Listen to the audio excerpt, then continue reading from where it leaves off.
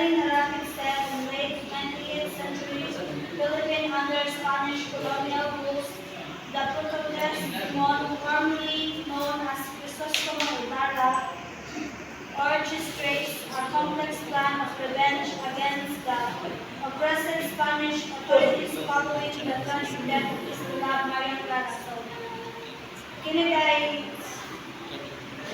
Kini siya is kanang si Simon is known as ang Crisostomo Ibarra. Balik siya din sa Pilipinas sa ano magigante tungod sa pagkamatay sa iyang grabe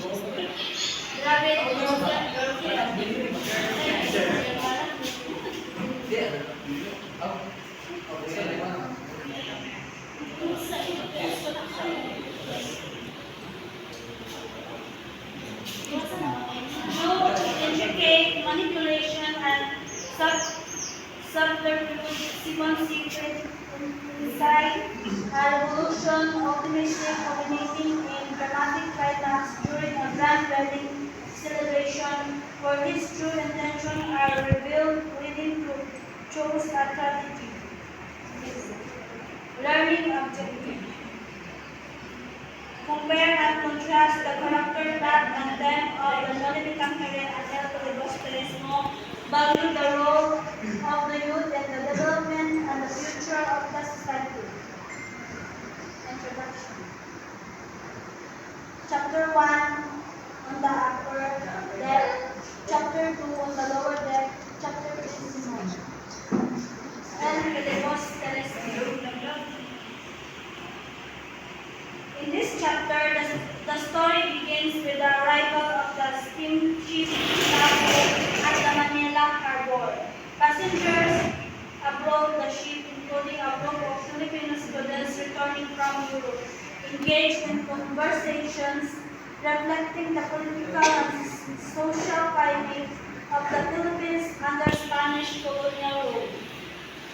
The protagonist, Simon, makes his first appearance in the chapter, observing the passengers with a sense of detachment and interview. The chapter sets the stage for the theme of revolution, oppression, and disillusionment that will permeate throughout the novel.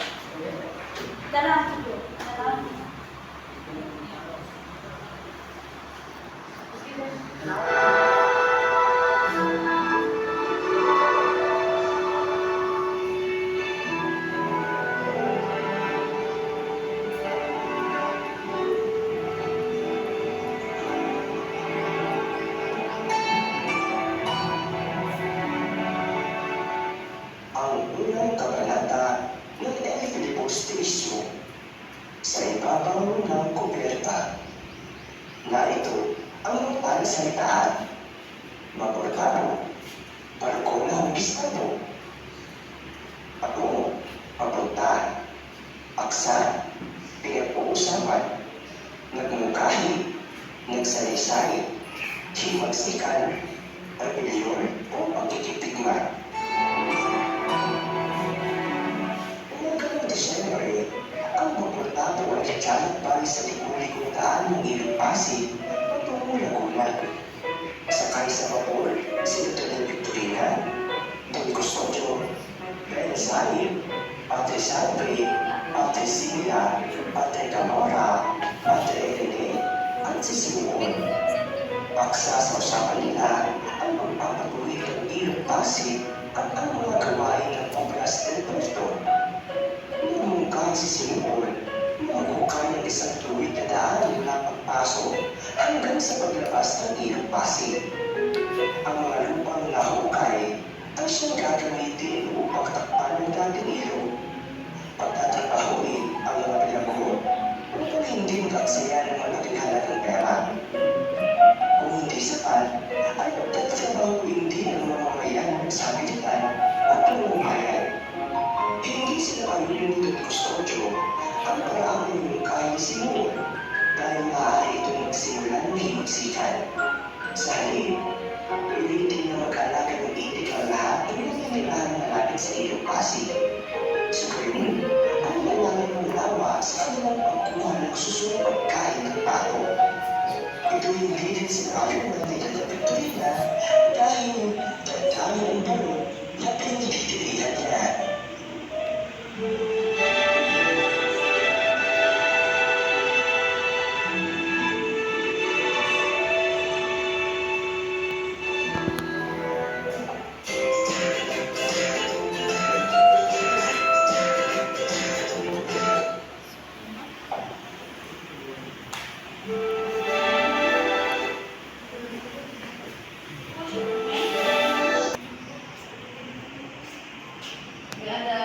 On the chapter 2, on the lower deck, in this chapter, the focus shift from the upper class passengers to the lower deck of the steamship Tabo, where the common folk travel.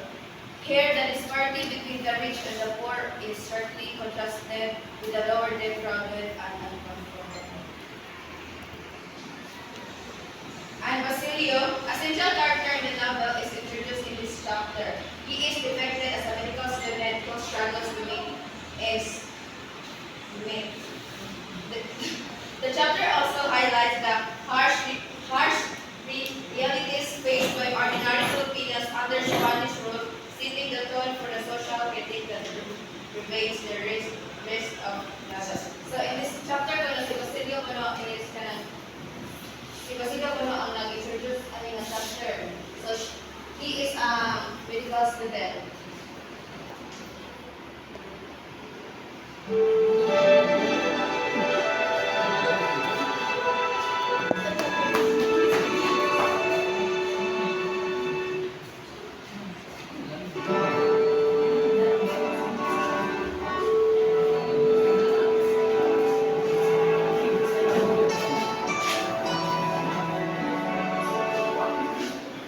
Ang ikalawang kabanata, yung Elphinibus mismo, sa ilalim ng kuberta.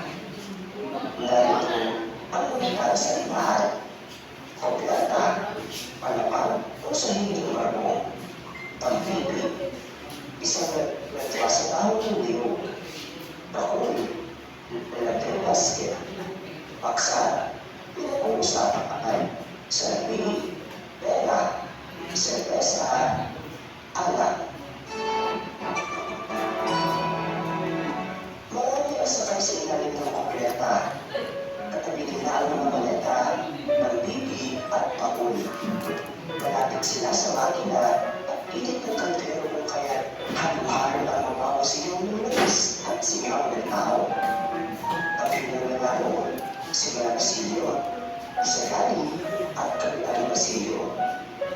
Tungkol naman sa kapitan ng mga Kastila ang pagsama-usapan nila. Sinabi ni Basilio na magbibigay ito ng salapi, ngunit ang magtuturo ay Kalahari at Kalahari Kastila. Ang magkakalaman ng magmumulakang makarai.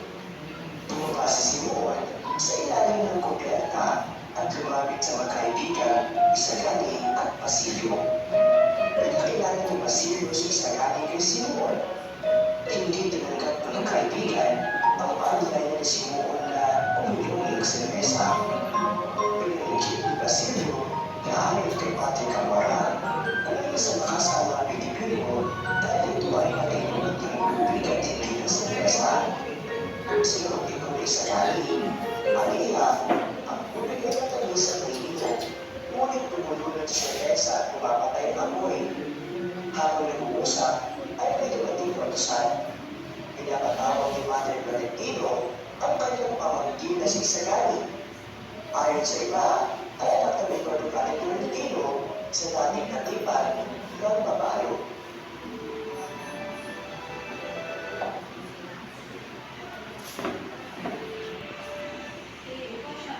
And the last chapter is Simon. In this chapter, the enigmatic character of Simon is further developed. Simon is introduced as a wealthy jeweler who is highly respected in the community. However, in his facade of wealth and influence, Simon harbors deep-seated anger and resentment towards the Spanish authorities. So, ano nga chapter dahil is kanang si Simon siya ang introduce about sa wealthy jeweler o kanang kuwan po siya kanang sa community of wealth sa kanang sa mga the Spanish authorities.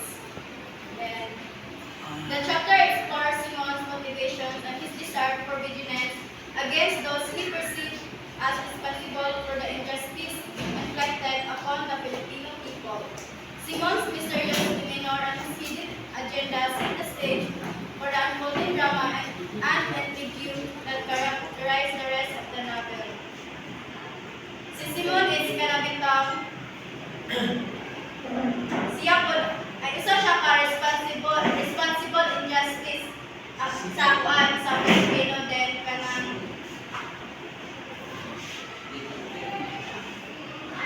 mo ni ang kanang victim about sa patriotism.